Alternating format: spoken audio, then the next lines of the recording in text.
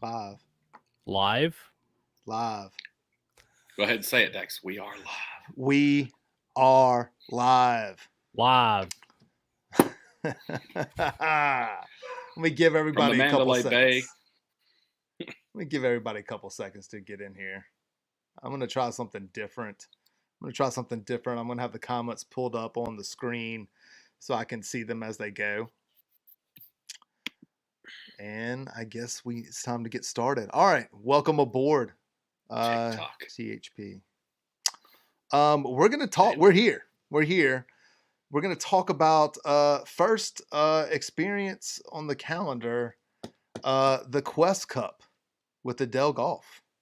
Super excited. We're gonna break all of this down for you as we go. And guess who's late? Like, he didn't even do pre-show, didn't do anything. He's sitting in the lobby. I'll add him when I can see his picture. Yo, so leave him. Leave him. Leave him in the lobby. Make him wait. He's earned it.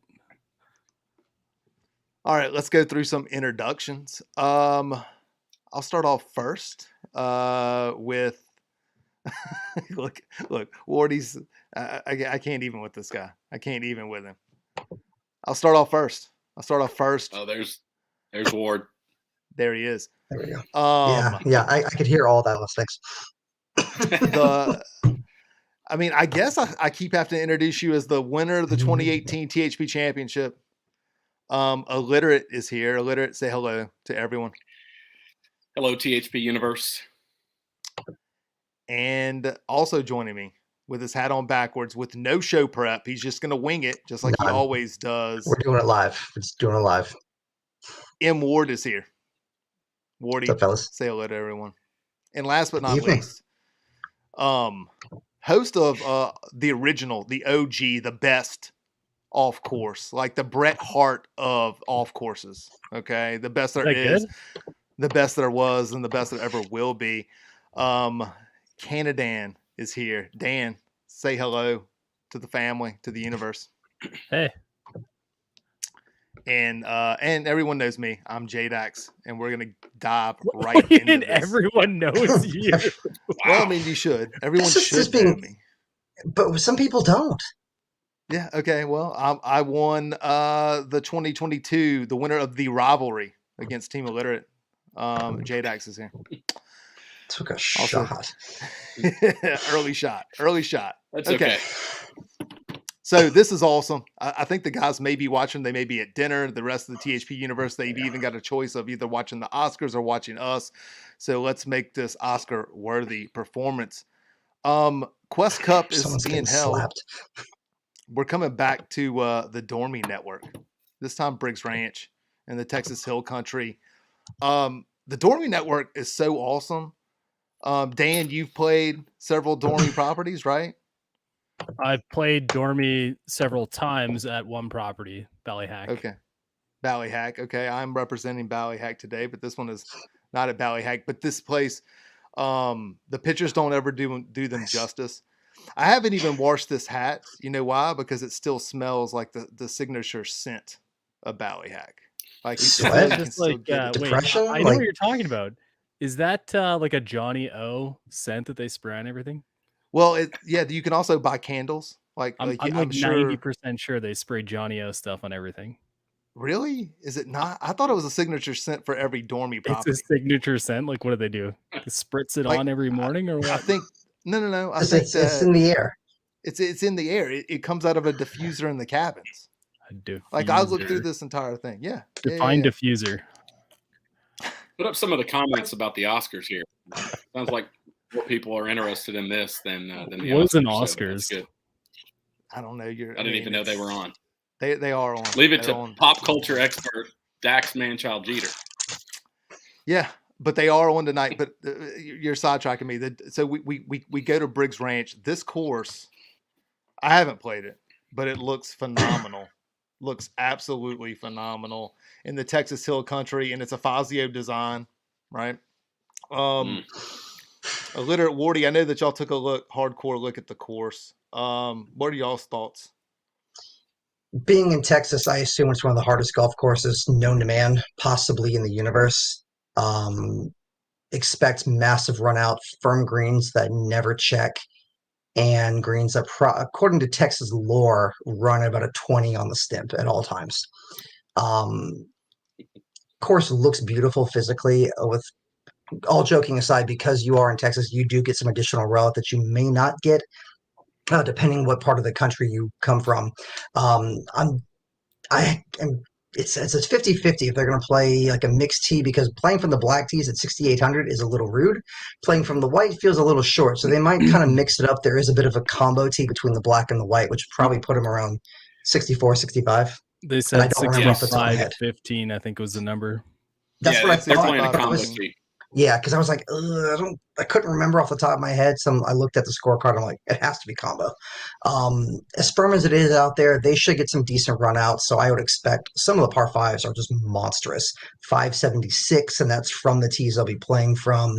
Par threes are mid to long length, 180s, one in the 160s.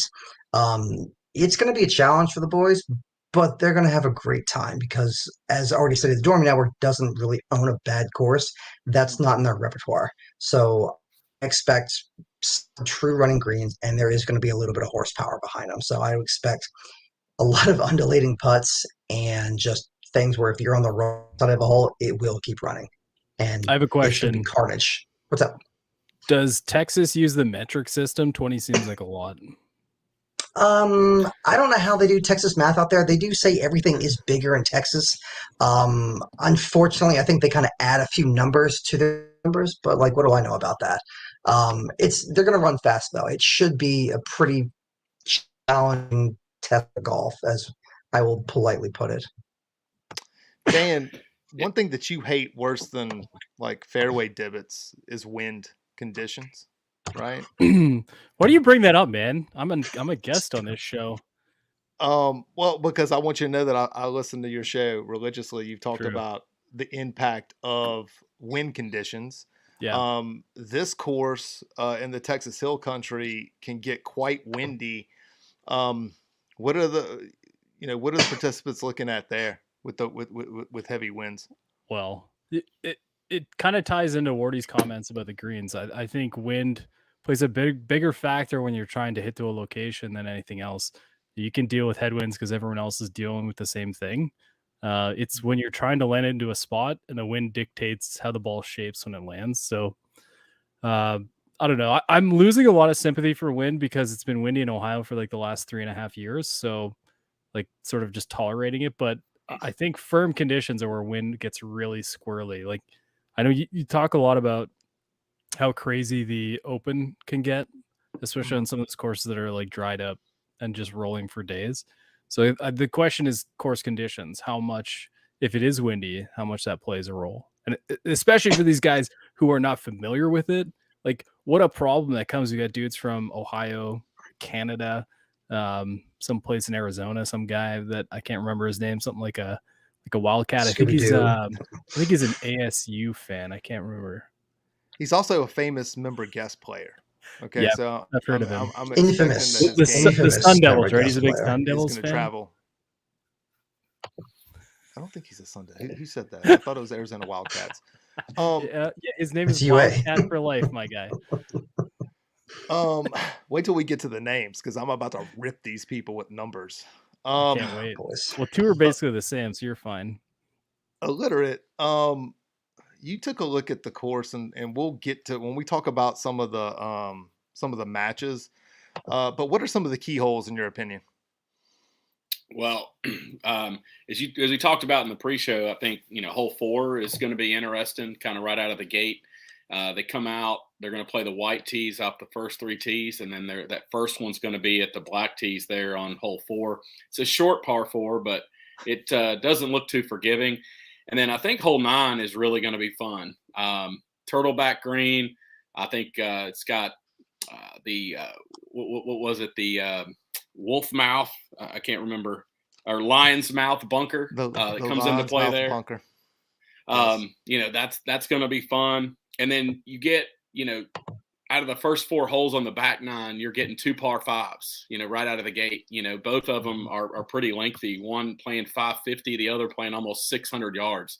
So I think those are going to be some really fun holes that we're going to get to talk about, especially hole 9 as we talk about the alt shot format. Yeah, so before we get to talking about the teams, the format, our predictions, I mean, this is with this experience is brought to us by one of the most innovative club makers in golf. Let's talk about the gear real quick. The SMS and SMS Pro irons and the wedges. I think they got 8 clubs in this deal, and there was a bunch of different sort of configurations. I've got the gear. We're going to talk about gear selection here in a second, but they just make some really, really sexy looking stuff, don't they? Like every time I was in the tech studio when it was here in Nashville, I would gravitate to their wedges, especially probably the T grind was my favorite, although it's probably not a grind that I should be using, but it looks so pretty that I wanted to put it in the bag. Dan, what do you think about Edel as just a company that makes beautiful stuff? Well, precision is the big story, right? Shout out to THP TV if you want to go check out dialing in SMS Pro wedges. It's a pretty interesting concept. To take that to irons has been a unique idea that I think is something that unless they've patented in a way, you're fitting on the fly type of thing, which is super cool. You're not having to swing a club based on the way the club's designed. You're allowing the club to adjust to the way you swing, which I think is cool. My biggest question and concern, I guess, is precision shots, the second shots on Bridge Ranch.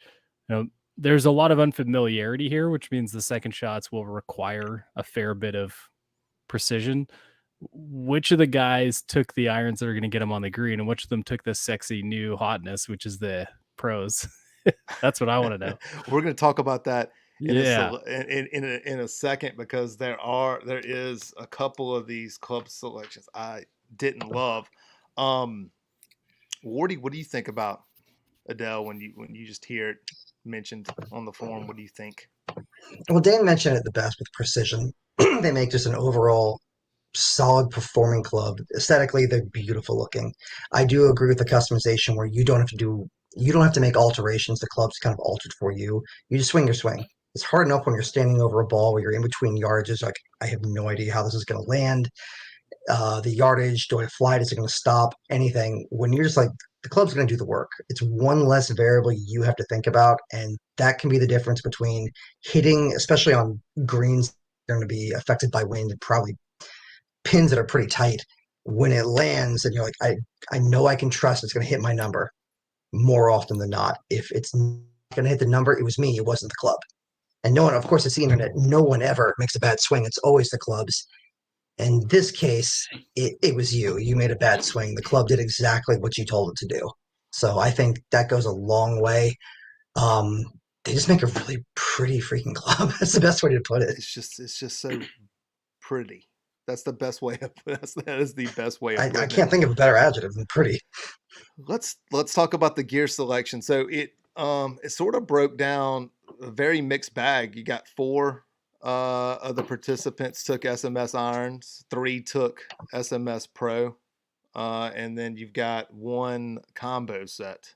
And I think that was Ryan R 760 went totally internet golfer here and is like, look, I'm going to combo this. Okay. I don't know. Like, I mean, if you look at it Wildcat took the pros and that's totally understandable, but you saw some higher mids, a 12.8, a 16 cap, another 15, all took some version of those pros.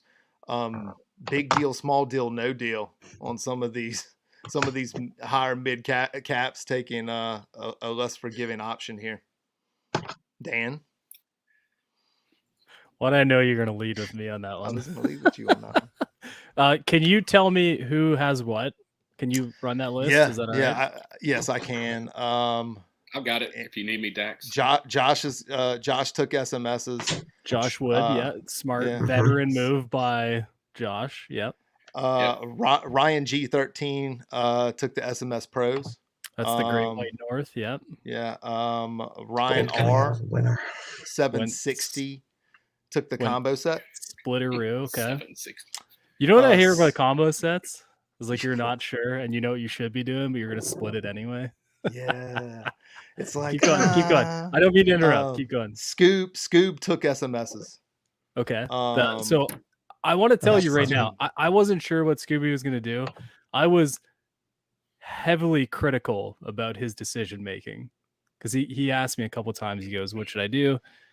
So I'm going to tell you what you should do, considering the quality of these irons and the tag that goes along with them.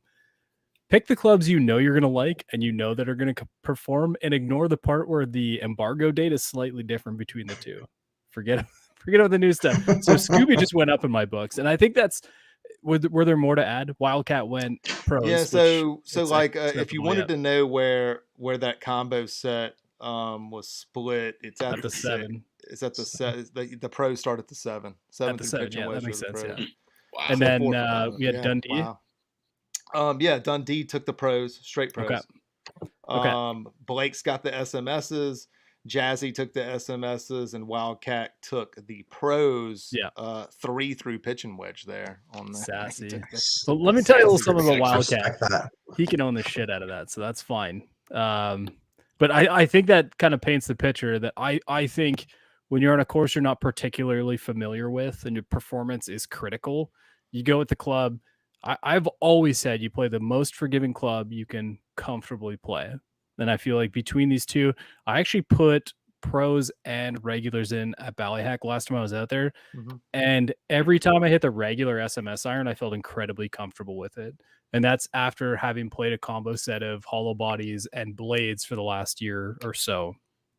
So, my perspective is a little bit biased. And I think that anyone from, let's say, like a 5 handicap to a 25 needs to be really considering the SMS irons. So I'm going to lean on the side of, if you were slightly conservative in your approach to this selection, it's going to benefit you at Briggs this week. Does anyone have anything to add here? I didn't like the combo set. I just didn't. I didn't like it. What didn't you like about it? If someone said, okay, Dax, you can get a full set of these, but it's got, the pro and the regular, but you have to have a combo. Would you split it like at the 6 iron, where that would become the regular and the pros would be 7 down? Like, what don't you like? Like, I just don't. I mean, when I looked at their website, of course, I've never, unlike Dan, I haven't been able to put these in the bag. So, like, this is just like total anecdotal, like rant here. But when I looked at their website, like if you look at the combo, Ron G, Ron R, my bad, 760.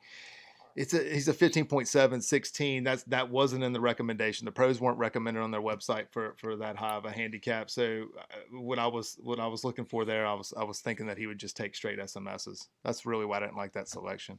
Like, I love the fact that you go all internet golfer and figure out which way to bend this thing to make them gap properly. Can you pin that Golfers Anonymous post on YouTube? Which the bladed 7 Pro. That's pretty good. Let me go find it. This one. This is what I want to say. Yeah. I like you said country mile too. That's really playing to the crowd. That's well done. Oh wait, he already had a full set. Okay, he already had a full set of SMSs. Okay, all right, that explains it. Okay, sorry so for crapping on it. So here's the challenge about not having hit the pros. The pros have like that sort of what's the word? Not minuscule. Small, like I think of tiny blades like the Miura baby blades, and it's like almost intentionally smaller, you know what I mean? But then they have that almost boxy feel of some of those old Titleist MB style irons. It's like as soon as you put that pro in the hands, you're working to hit a good shot. Now, I will say it's incredibly rewarding. J-Man felt the same way. He's posted his thoughts plenty, which is probably where some of this decision came from. But I mean, they will make you work for every single shot you hit with them. Anybody have anything else to add on gear selection before I move on, so we could talk about the teams? THP Universe, I realized I didn't realize that he already had a set. My bad. Okay. Don't attack me. Look, on paper, I didn't like the combo set, but okay. Maybe he brought his other set with him. Maybe he'll switch them out. We don't know. Like when I was at Ballyhack, I switched 3 woods at the turn. Okay, so It sounds like something you do. Dax, come on, man. How many putters did you take there? 1. So I mean, we're maturing. We're maturing. Yeah, okay, right. I only took. No. Actually, my bad. My bad. I took 2 putters with me. That's right. I did. I had 2 putters with me. My bad. Take a shot. Look, I Better take a digress. shot, man. Let's talk about the teams. So let's talk about Team JB first. Combined handicap is a. Wait, what? Their combined handicap is 11.9. I'm trying to get to my segue here. I'm trying to switch my band. 11.9. Is that average? That's their average. That's the average. Okay. I was So gonna say, you got some gamers on that team. No, that's their average. So Okay. you got Josh at a 9.1, Ron G 12.8, Ron R 15.7, and then Scoob at a 10. This is I mean, you've got some experience here, right? You got Scoob, you've got Josh, you've got Ryan. I mean, it looks like they're very formidable, right? I mean, they have a two handicap spread. Ron G hasn't been able to play all that much. I did notice that by some of the posting. So maybe he's got to knock a little rust off. When you take a look at it, I'll start with illiterate. What are your thoughts on Team JB? Well, you mentioned it. Ron G may have a little bit of rust, and he also went with the pros. As a 13 handicap coming in here, so he's gonna. I'll be interested to see. I think Dan kind of touched on it earlier. You got a lot of greens that are kind of skinny, and I guess skinny and long, which are wide, I should say, which should require a bit of precision with the irons. So I'm a little concerned there, but. JB's a gamer. He not really ever out of a hole. And Scoob, went with the smart play with the SMS irons. I like this team. I think they've got quite a bit of experience, and they got JB, who's a gamer. So I really like this team a lot. Yeah, I mean, and he's fresh. He's been playing a lot more golf than he normally does, and we just got back from Ballyhack where I was on his team against Maynard. In Luther, and we just like we beat him. Like, I mean, because he's never out of the hole.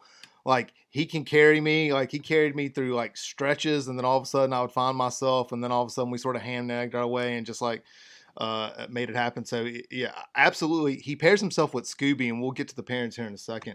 Wardy, I'll go to you. What are your thoughts on team? Josh. I like Josh's team.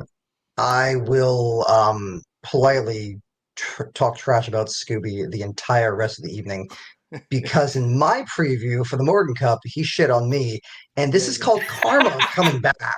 So I can tell you he's going to lose every match. There's a spoiler alert, and it will be bad just because he started it, and I can end it. I literally have the last say. So, but all Scooby aside, because he's awful, the rest of the team looks really good on paper. It's like a gentle blend of you've got someone who knows how to carry, whether it be a good driver or a good putter. And iron play is always a question mark, especially when you're getting new gear. You never know. It's like, if you're coming from firm turf and you go to soft or vice versa, that kind of messes with you the first several swings. You're like, how is this going to, it came through really clean. It jumped further than I thought. Or, these lofts are a little different than what I'm used to. So the ball's flying a little higher, going a little bit further. That's going to take some adjusting, but overall, I mean, this is a solid team. So I flipped a coin for like who's going to win. It came up Josh's team, I believe, and that's about how it's probably going to be, except for Scooby. He's going to blow it so violently. I will be sitting there laughing Monday and Tuesday. Dan, have you seen Scoob play in a while? Have you played with Scoob? I have not. No, it's been quite decent here in Ohio. I don't know if he's playing or not. We have a pretty big crew growing here in Southwest Ohio, and I think they hit up the range a fair bit. I tend to stay fairly close to the home course because you play where you pay, I guess you could say. But what I know is that Ohio has had a fairly mild winter, just windy as hell. So if anything, I know he plays at a goat track down the street that he's very proud of for no reason at all. It's like $3 to get on. So the course conditions from dense, firm, angry, Texas, windy, all kind of align with Scooby's experience, I'm assuming. Mhm. So yeah, I mean, it'll be interesting. I don't want to say too much about pairings. Like, I feel like we could jump into it, but no, I'll leave that till later. We'll get to the we'll Yeah, get to the format of the matches. Let's talk about Team Blake. Let me Can you say it the right way? what? Which way? Team Blake? Yeah, like the funny thing. Balake. Blake. Blake. Blake. Just okay. Bilake. Yeah. Watch YouTube a little bit, will you? He'll be here all day. I don't. Team Blake, Hey, they Ron. come in with a combined sort of their average cap is 13.9. 2 strokes higher than Josh's team. But they do sport the lowest handicap in the field with Wildcat at a 3.2. They have the highest with Jazzy at a 23.5.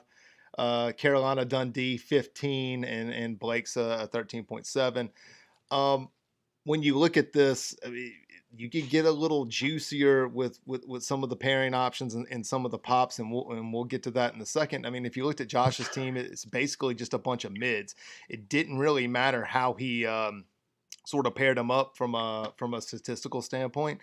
They were going to be laying or probably regardless in several of these matches, or it was going to be square. Here you get a little bit a chance to get a little bit friskier with some options. Illiterate, what are your thoughts on Team Blake? I've played with Carolina Dundee before. He's a decent golfer, solid 15. I don't know about the pro selection, again, so that kind of same boat with with Ryan G. I talked about on Josh's team. I hope he's got those irons dialed in. I know we've had some pretty good weather recently here in the Carolinas, so seeing some days of 70 and 80s. So I'm sure he's had some time to get out and practice and hit them. Wildcat, obviously a stud. We can talk a little bit about pairings and stuff like that, but I'll save it for later. But this team is definitely, I know, we look at the odds here, but they're a live dog for sure. Really like this group. Yeah, I mean, I made them a dog, but it's marginal. They went off at plus 155. The favorite is minus 175, and that sort of held up as picks from the forum started to come in, right? About I believe you're right, of, Josh Lewis. About 60% of the action is on Team JB. So, Dan, what are your thoughts on Team Blake here? I mean, I don't really understand how they could be dogs. They got two guys who are incredibly familiar with that style of golf. I'm sure Wildcat can easily adapt from Arizona golf. It can't be that different. I believe I'm gonna do a name for you. Jay Azzy can have a lot of familiarity being a local Texan, and I don't know. I'm sure Blake's a gamer, so Right. My perspective here is sell me on why they're not. I don't see a situation where two of these guys at least are going to play. Well, maybe three of them are going to play comfortably to their caps and what they're familiar with. So, yeah, I think and it's Dan's very, still very going to pick a tie. No, I'm not. No, that was Dan's not. fun, man. You know what? I took like a little hiatus after that because I feel like people took me way too seriously. That shit was hilarious. What, when you picked every tie? On Yeah, every dude. match? Yeah, and you know I'm what the not- best part is? I clearly stated who was going to win in each match, and then And then finished just with threw tie. tie. I mean, if you're going to be emotional about this, no wonder Ward's upset at Scooby. Like, good lord. Oh, this is just fun now, and he can't It's a respond. little. So I mean, it's, like it's a even little better. different. It's a little different from the other side of the mic, right? Like if you're in the experience and watching it, it's a little bit different than when you're sitting on this side. Let's talk about the format. And this has got this format. This format's got a little something for everybody, right? Like, I mean, it's It's got Shamble. It's got an 18-hole Shamble match. It's got a 9-hole hectic alternate shot as they play 27 on day 1, and it's got 18-hole singles on day 2. Like, it's this. I love this format because it's got a little bit of everything.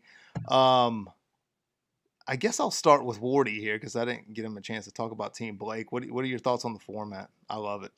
I love the format. Alt shot is my favorite format they do in THP events because Who hurt it's you? just I don't know, but I love it. It brings carnage, and I just freaking like watching the world burn because alt shot can make or break you. Like, everyone just knows, don't ever blame your partner. Don't ever apologize. Go for the center of the green, and sure enough, it's like I'd like watching the a record to NASCAR show event. I love it. if we were partners, Wardy, I would totally blame you. Oh, I would literally blade the ball into hazards and be like, "Way to go, Dan," and then walk See? off. Called it.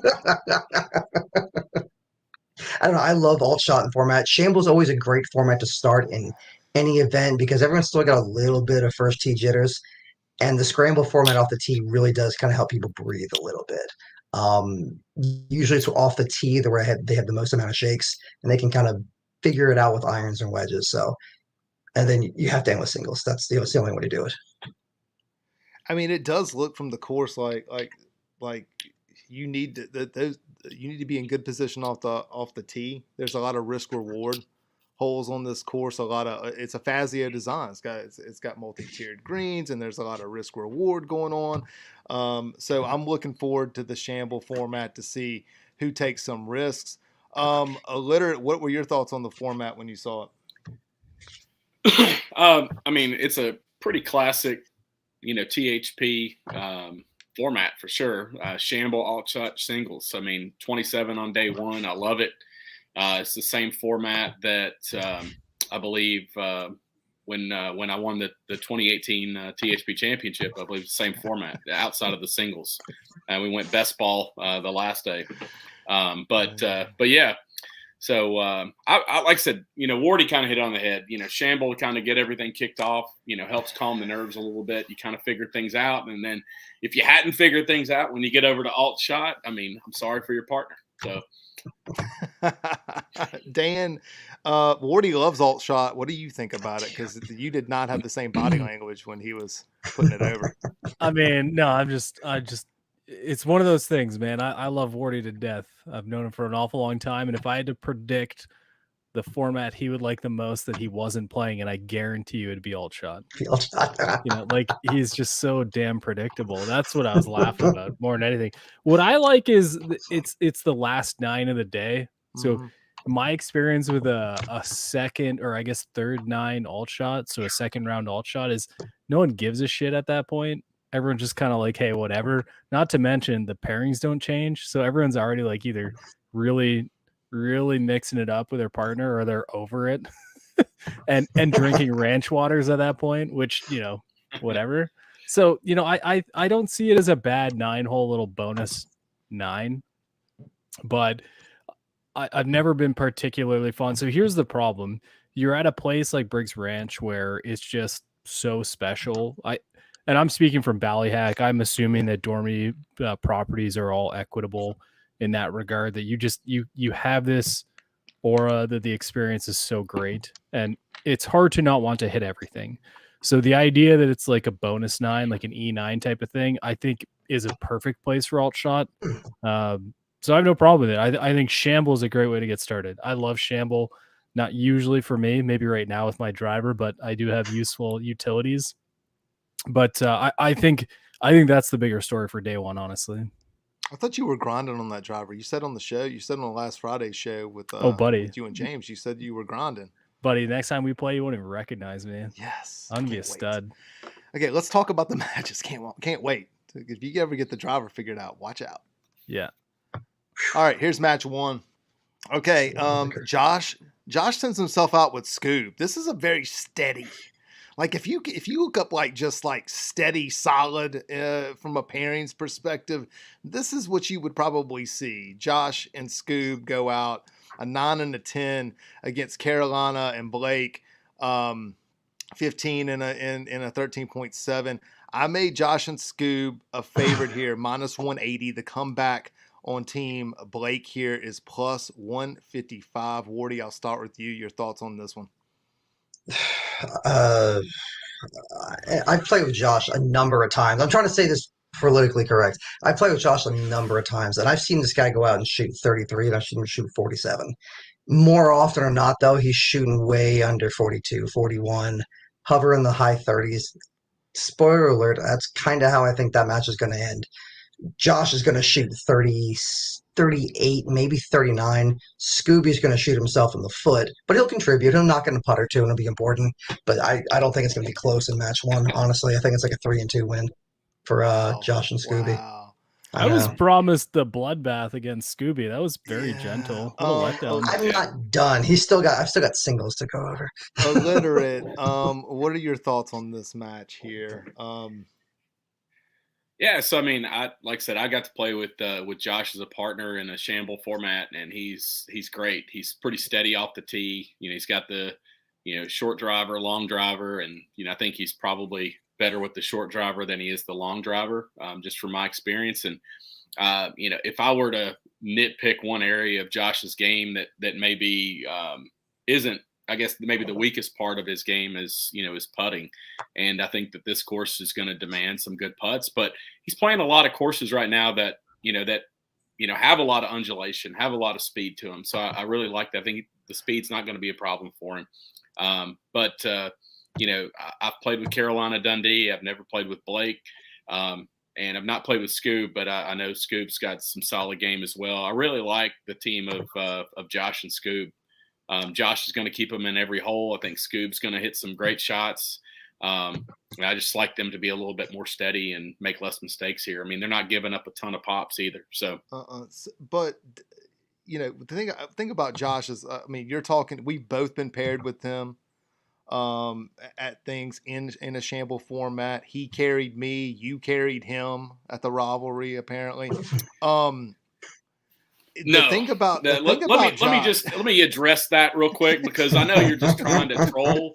So to be honest, like say, I had a really hot putter that day, kind of like you did on the second day, and made a lot of putts, and that's where I think Cobb and fucking Billy keep saying I carried Josh. Josh hit the ball really watch well. The F word thing. We got watch it. Let's see it more. This is an adult show. No. Hey, Illiterate, I want to hear a bit more about Dundee. What's the benefits of his game? What's the best thing about him?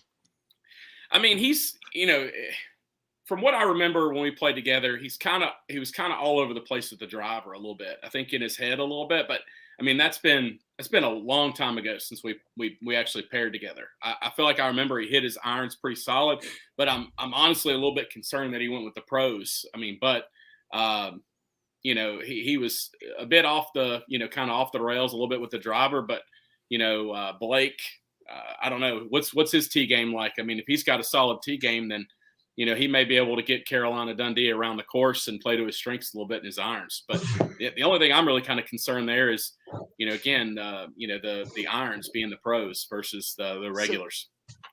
Well, Dan, let me bring up a little fun fact question for you here about this match. There's 3 holes where Carolina and Blake pop and Josh and Scoob don't. 5, 11, and 13, and 11 and 13 are par 5s. Do you think that's a big deal? Are they doing the thing where they each pop on the same holes? Is that, I don't understand that. Yeah. So we have the scorecard. So I just pulled out the 3 holes. Why? Well, no, not everybody pops on the same hole. Like they're playing off the low, Dan. I think that's what you asked. They're playing off the low. So Josh is not popping at all. Okay. Do you guys take a look at the overview of Briggs? They just look at it on a map. So my perspective is that there looks to be on every, let's call it 70% of the holes, the par 4s and 5s. There seems to be a place to miss. Like it's not death if you miss there. There's a couple tight holes. The first hole looks pretty menacing at the length that it is, but there looks to be a lot of spots where you can genuinely miss. And here's what I'm curious about. If Blake even has a marginally quality tee game, a guy like Dundee, who maybe isn't the most accurate, can just go nuts off the tee with an accurate tee shot. So, forget about where the pops are because you got to play all holes anyway to win, right? Mm-hmm. My thought is, how does it all fall into place? Where do they tee off? And here's what I love about Scoob and JB. I feel like both of them are wild cards right now because they can both go. My prediction is their best ball score loses to everyone all weekend, and their worst ball score loses to everyone all weekend, and their best ball score might be one of the best. That's my perspective right now on day one for them.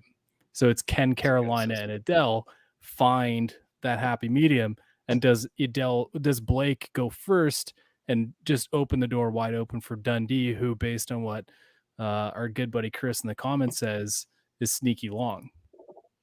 Because who the hell cares if you have SMS Pro irons if you're hitting wedges and you don't need to use them? Very true.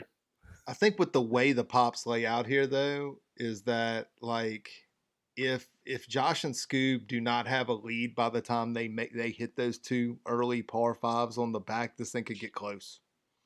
So like, that, I mean, the weird thing about that though is it doesn't matter where the pops come from, right? Like you have to win outright regardless. So if you pop on number 1 versus number 10, you can win one hole and lose the other. It doesn't really make a difference. So do the par fives matter with strokes? Is that your question? Yeah, that's my question. Because Dundee gets they always matter.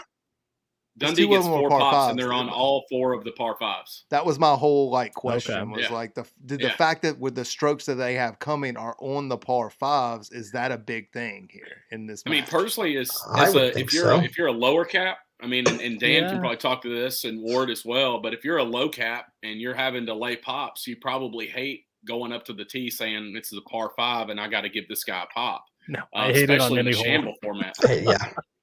Yeah, Dan hates it on any hole. But okay, I'm moving to the next match. I had this whole thing sort of laid out about the par 5s and pops, and then Dan crapped on me. Thanks for inviting me, buddy. I appreciate it. I'm glad to be here.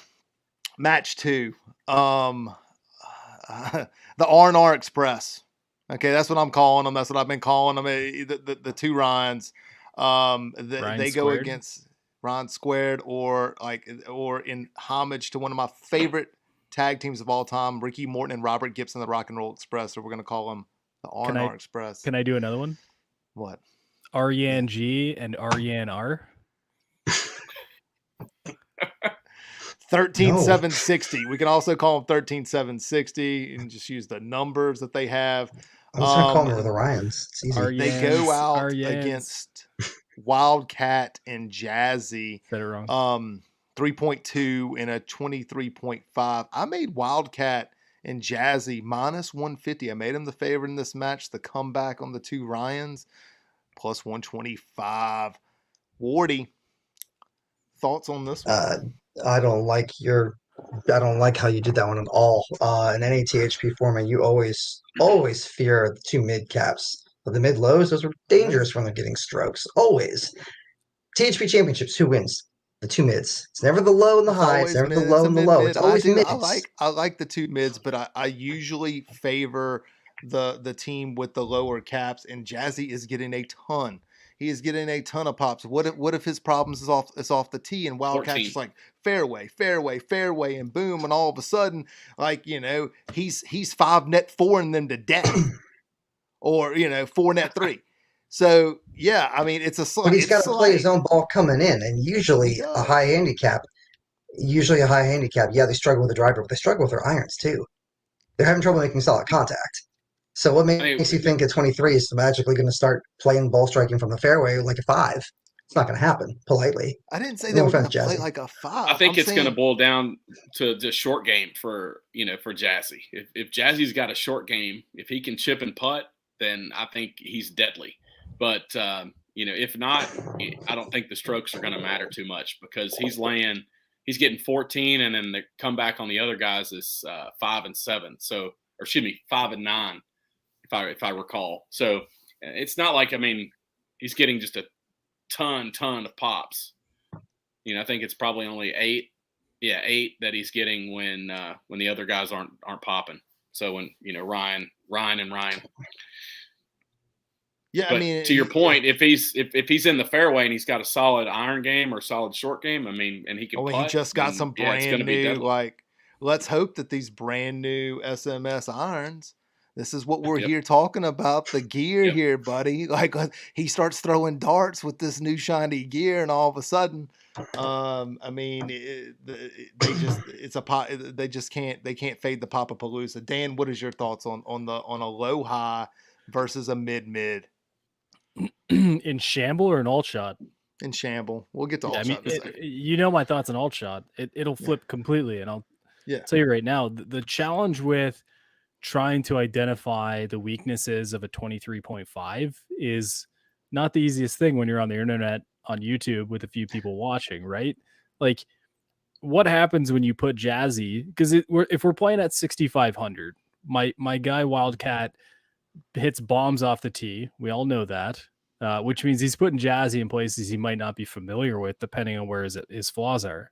So now you say, well, can he hit his irons well? But can he hit his wedge as well? Because he's in wedge territory with a pop in hand, and all he's got to do is get it up and down to be interesting. Now that is such low stress. And then suddenly Wildcat's like, well, you know, we've got 125 yards. He needs to get it in 3 shots. I need to get it in 2 to be relevant here. You know, he's going to have fun just throwing darts. I think the challenge in a thing like Shamble is the guys who are more mid, because one of them has to perform off the tee each time. Yes. Wildcat's familiar with that performance. It's not going to be a huge deal for him. But between RNG and RNR, it's going to be like who can perform off the tee each hole. It's going to be a decision each hole. I don't know where their strengths lie. So in this case, I tend to favor the guy who's going to get closest to the hole off the tee with the most amount of accuracy. And for me, that's Wildcat. If Dax was the captain, he would just say, just go hit punch hybrids all day. I did do that at an event I captained, not naming any names. Let's get to alt shot. Okay, so here's 9 holes.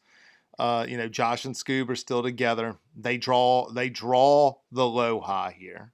I made Josh and Scooby a pretty big favorite here, -175. The comeback on Wildcat and Jazzy's +150. Here's the flip of the situation. They're not playing the same people that they played before, right?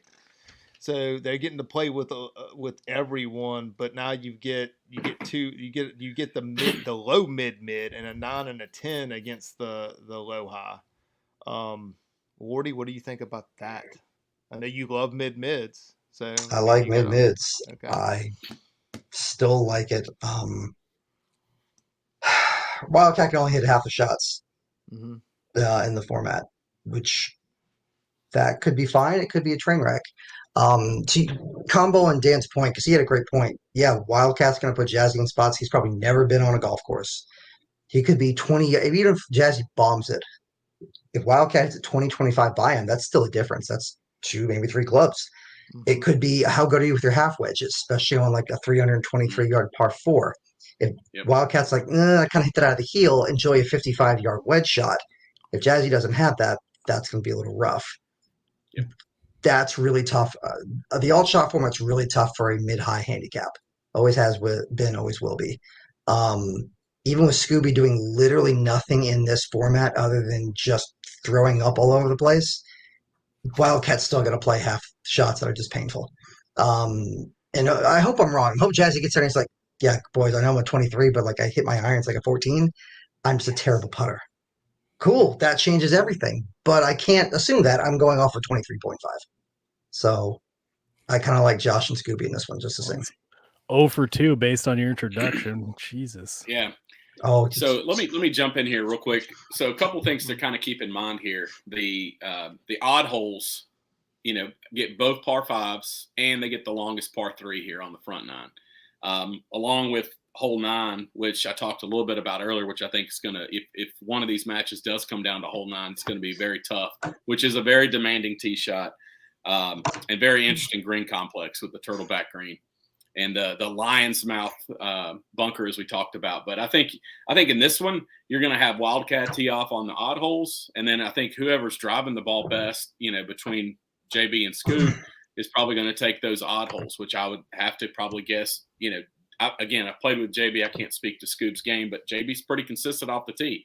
So plus, you're going to get both par 5s. So to Ward's point, I mean, again, if he's putting, Jazzy in some spots that he's not familiar with, where half wedge range or, whatever, I mean, it's going to kind of nullify that pop quite a bit.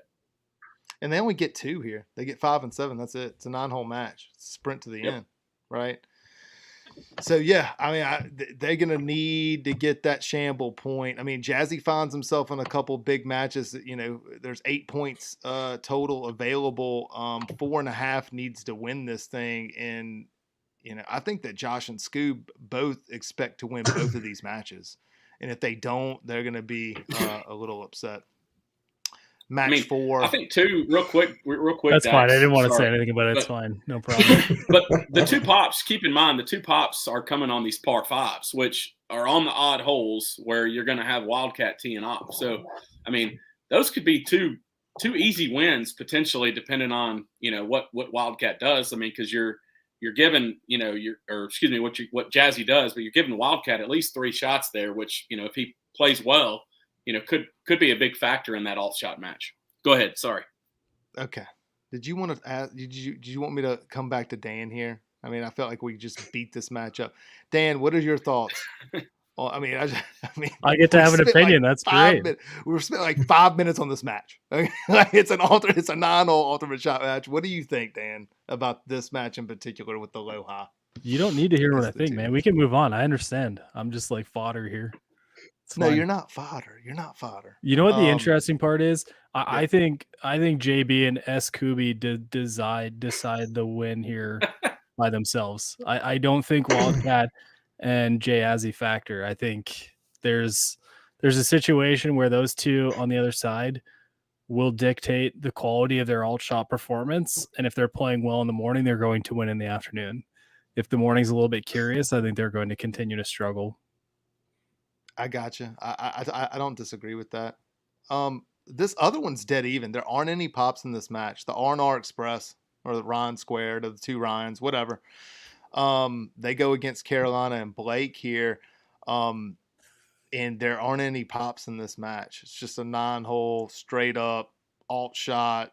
Bloodbath. Like fist one fight. fall, just let's go. Right. 2 men enter, 1 man leaves. Okay. Mm-hmm. Dan, I'll start with you. Like, look, there's no pops to worry about. We don't have to factor in like, does the pops matter on the par 5s or none of this? It's just like, let's go out there and let's just figure out who's the best team here. What are your thoughts on this one? Yeah, that's so unfair because there's like, in my perspective, other than like the little shades of nothingness that we have out of these 2 groups, there's no way we can openly decide a winner here. Other than looking at handicaps, which are identical and names. Like, why not pick Ariane's? Like, why not? You may as well. But I don't know. I have a weird feeling that Blake's going to come out here and just muster up some monstrous performance. He's obviously got something to prove, right? Yeah, I mean, after he watches the show, he's probably going to have a chip on his shoulder. Wardy, what are your thoughts on this match? To make sure that Blake does not have a chip on his shoulder, I was going to pick the Dune Day and Blockade twosome for this one. I think it ends on 9. I can see it just kind of going back and forth. And so it's gonna be done on 9. And I'm kind of hoping Blake knocks in a putt. I would hope so. He's had the clubs the longest. He has, and that could be a factor. Illiterate thoughts on this match? Yeah, Wardy actually kind of stole my thunder. I thought I had a little nugget there, but he took it with Blake having the clubs the longest. I was kind of leaning that way with this being a pretty tight match. But I like Team Blake here in this match. I will say this: for those of you in the THP universe that are going to be watching this at home, if these matches get late to the 9th hole, that 9th green is no bargain. Okay. And so there could be point swing on that hole big time. So like root for these matches to get to that 9th green, the turtle back green with the Lion's Mouth bunker and the whole 9 yards. Cause that would be way more fun than 5 and 4, whatever. Okay. Let's talk about singles. Boom. Here we go. So they come back. They play for 4 points on day 1. Then we go day 2, match 5. Josh goes out against Blake. I made Josh a slight favorite here, minus 165. The comeback on Blake is plus 140. Dan, you gonna give us a pick here in singles, or are we just gonna go with ties? Let's see how Dan does. Wait a minute. I haven't said tie yet. That's winners all night, so I'll give him some grief. That's so unfair. It was one show. It was freaking hilarious, dude. If you don't like what I'm saying, don't make me come on. He's gonna say tie. You know what he's gonna say? It's gonna tie. Well, here's what I know. Here's what I know. I maintain that Josh might be the biggest wild card. JB might be the biggest wild card in this event. He has the capacity to stick around in matches and irritate you unbelievably. And what I know about him is it's one thing to beat JB. It's not like the biggest deal in the world. The one thing you do not want to do is lose to JB. It is not a healthy thing to lose to JB. But they played a 9-hole preview today, him and Blake. Blake played all 9. JB played 7. So I feel like it's only fair to lean on the guy with a couple extra pops here to say there's a chance he can do some damage. Yeah, so I mean, Josh is going to be laying like, I don't know what the course 4, adjustment is, probably 4. How is that 4? It's an index. That should be like 6. I agree, but we're assuming 4. Like Might 4. be. Like, he hasn't sent us the scorecards for that. We just have Okay, He but didn't so send- yeah, he didn't index, send us it's the single score. the differential is like 4.6, right? And on any Yes. typical scorecard from 6,500, that's probably 6 strokes. So are we doing like based on handicap index and you get the extra based on the total numbers? We've done some weird math in the past year. Let's see here. So if it's like So at the my black home and white. course, So Dan, the black and white ratings is 71-3-127. So I could see it being 6 at well, most. that's what I'm saying. Are we going to take the index numbers or are we going to take the index changed into actual handicap see. numbers? Because if it's that, it's probably about 6 strokes. So, I mean, it's really flat. You know, I'm at 8.5, and it says my course handicap's 9, so it's probably pretty flat. So I bet Blake's getting 5 here. But he's It's at gonna round up. 4.6. That's a lot. It's no more than 4.6 6, higher. right? So it's no But more my than thought is 6. 5 or 6. Yeah. Okay, so it's Yeah. no more Yeah, than my handicap, I'd round up to 7, and I'd be getting 7. So I'd say it's pretty straight up. Let's get So we'll just assume for the moment Blake's 5. getting 4. let's get 5. the Yeah, okay, wheels. 5. We'll go 5. We'll go 5. Yeah, 9, 5, 14. Yeah, I mean, I think that Josh, I mean, he played great. Now, I mean, look, the fact that he only played 7 holes in this little preview, no one goes into power save mode better than Josh. Okay, like he knows like when he needs to, like, you know, like on the PlayStation when it automatically goes into rest mode if it's been on too long because it needs to rest a little bit or whatever to take some downloads in the background. That's Josh. Okay, he knows how to conserve energy. He knows what he needs to do to make sure that he's ready to go out there and play tomorrow. Today doesn't matter. Tomorrow's what matters, and I think that he is definitely going to be ready for this match. Wardy, what do you think? Blake is getting 5 to be exact, guys. Where's Okay. the gamesmanship in that? Speaking of gamesmanship, Josh is known for giving putts generously early and late, but Josh doesn't like losing. This probably goes like a 2-1. I'd be curious.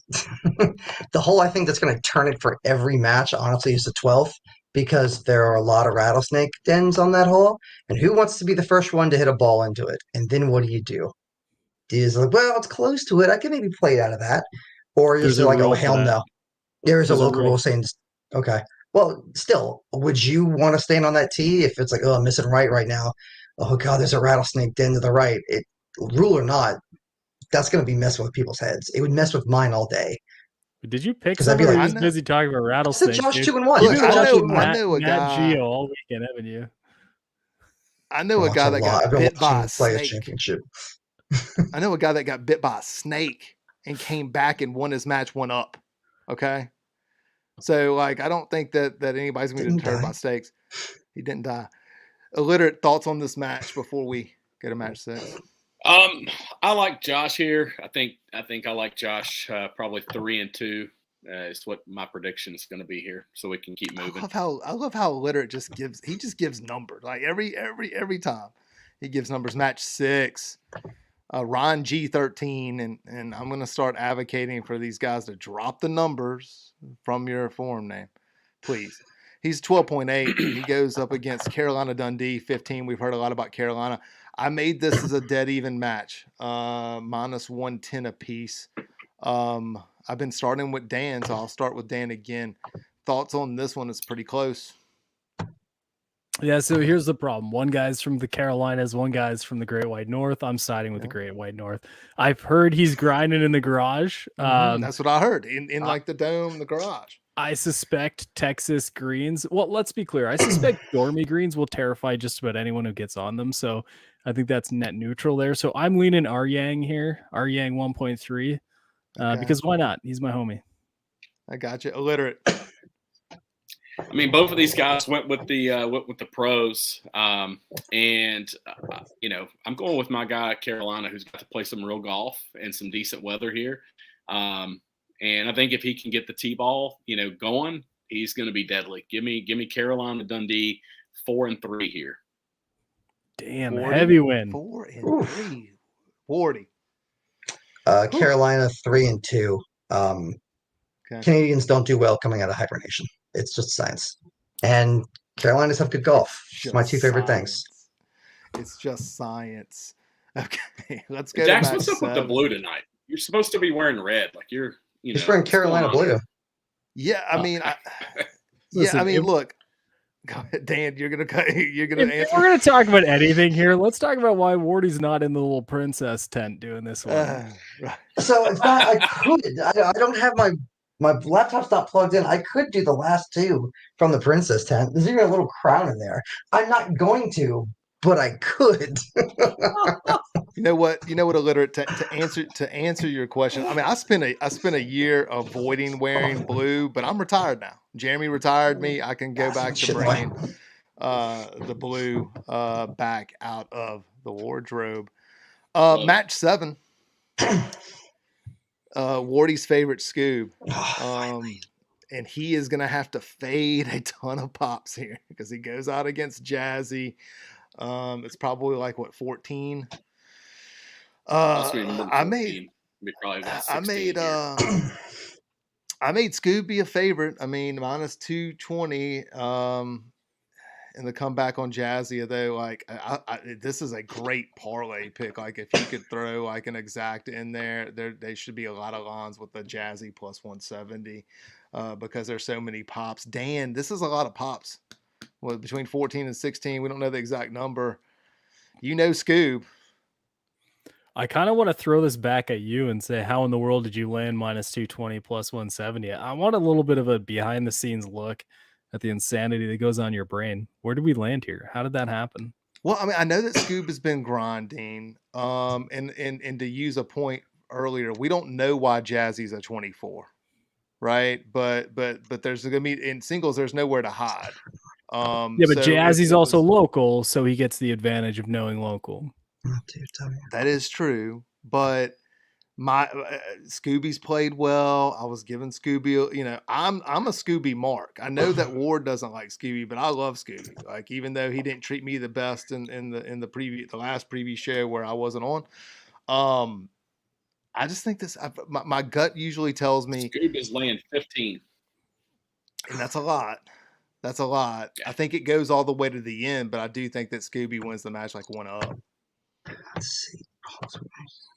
I'm going to support you with that. I told Scooby to make the right choice, and I would back him if he did, and he did. So I feel obligated to lean on him here in the singles match. I like 1-up. I think the hardest part about playing someone with that level of pops, and I've certainly done it myself, is that you just have to play golf. In a lot of ways, you just have to pretend it's not happening and understand that 23.5 came from something. And patience is 100% the easiest thing. Now, am I telling Scooby to grab a couple G&Ts and head out to the first tee? Yeah, I kind of am. You know, don't lead sober into a match where you're fading that many pops. That's the first time I've ever viewed fading. And I think you're rubbing off on me here, Dax, you jerk. Also, Jazzy in this spot. He's a rookie, and I mean, we don't know how you can't go back and look at any sort of previous experience record to determine, how someone's going to do potentially, but you know that Scooby has been battle tested before. And I just like Scooby a whole lot in this match. No offense to Jazzy. I mean, we don't know. He could be like Buck Nasty, show up as a 20, go out there as a rookie, win every match. Like, but for every Buck Nasty that we've seen and experienced, there's always, other rookies, high handicap rookies that don't do well. Maybe he's the J-Tub of 23s. Okay. And he walks on water. I don't know. I'll never forget. Okay. But I like Scoob. I like my guy Scoob. Wardy, what you got? Oh man, I've been waiting for this one for a while. All right, mute him. Scooby doesn't have a security blanket on this match, and he's got to fade 15 pops. I think he shits himself, or the back of his pants are going to look like a yoo-hoo thrown into an industrial fan. Just a splatter of brown all over the place. I think he gets waxed, like 5 and 4. Whew. Illiterate. Listen, I mean, to Dan's point, like, he said, hey, there's something in there as to why, this person's a 23.5. And again, this is no, shot at Jazzy or anything like that. I've heard he's a great guy, but there is something there like that's lacking in the game or ability to be a 23.5. And Scoob really, if you're trying to fade that many pops, it's really like, hey, let me just keep the ball in front of me and let them make a mistake. And, because that mistake's going to come, true 24 handicap is going to make mistakes. There's just no way around that. And especially with a new course, I like Scoob here, and I like it kind of opposite of what Wardy said. I like Scoob 5 and 4 here. I mean, do we need a disclaimer to start all these preview shows? Like, please remember, we don't know who you are. We're just having accurate. fun.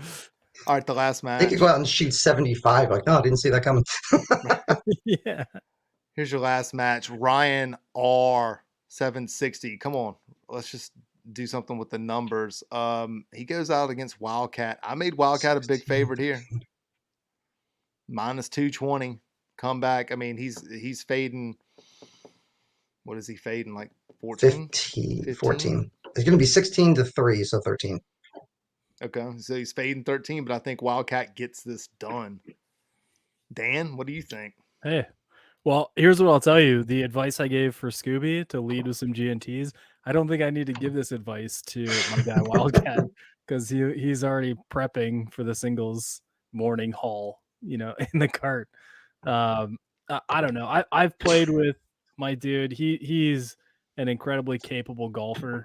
I hate to make presumptions on a name as fancy as Arianer, but I got to lean on the guy I know can play the ball in front of him and control it. And we've seen him play under pressure. We've seen him play with an entire forum backing him, traveling to a member guest. So under the lights, he's there. I'm giving it to Wildcat. Wardy. I like this one. It's a Pac-12 matchup. Ryan's from Washington, Pac-12. It's a football. It's football, Dan. It's not basketball. No, no one cares about basketball. Ryan's from Washington. He's got nothing going for him, so I think he's got a bit of a chip on his shoulder going into it. I think it's a little bit closer, but it's gonna. That 17th hole looks kind of nasty. It's just a straightforward par 3, but that bunker in the front of the green just doesn't look inviting. The one front right, there's 2 of them there.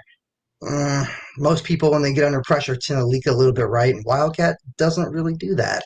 I kind of think this one ends 2-1 Wildcat. No, it's Pac-12. I added 2 more KY. It's Pac-12 now. So I like Wildcat here. Ryan went with the combo set of irons. I wonder how much that's going to kind of play into this as well, and knowing that Wildcat has played under some pressure before, and he's a very good golfer. I like him to not make a ton of mistakes, especially on a new course. and I think he takes this one 3-2. Yeah, I like Wildcat in this one. So let's get to our predictions. I'll go back to you, illiterate. Final prediction. Final prediction. I like Team JB here. I like Team JB here squeaking it out. 4.5, 3.5 here. Oh, right on the number. Right on the number to win. Wardy. 5-3, Team JB. 5-3. 5-3, Team JB. Dan. A 4-4 tie. I don't know, man. Yeah. I don't know. Okay, so the last legitimate prediction I made, I think I made a blowout prediction. I want the last shot to matter. So I think it's going to be super tight. I think it's going to be interesting all the way down to it. I think for some reason that JB and Blake decide it on hole 17. You know, I like where your head's at. I mean, so Dan doesn't give a number prediction, but he wants it to go to the end. Last year's Quest Cup went all the way to the end. Okay, it was very, very close. It was won on the last hole. There had to be a putt made to win it. I'm expecting the same thing here. I like Josh. I like Team JB. I like Scooby. I like the the R&R Express. I love everything about it. I'm an old school NWA mark. I love it. But I think it's going to be close. I think it's 4.5 to 3.5. Do y'all have any final thoughts? Yeah, I do. Anything? I want to gaslight the chat a little bit. You guys are making me pick. You guys tell me who you want to win. Who should I pick?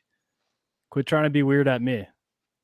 Is the chat is calling. Yeah, let's see some predictions. Switzerland. I am here to one shot.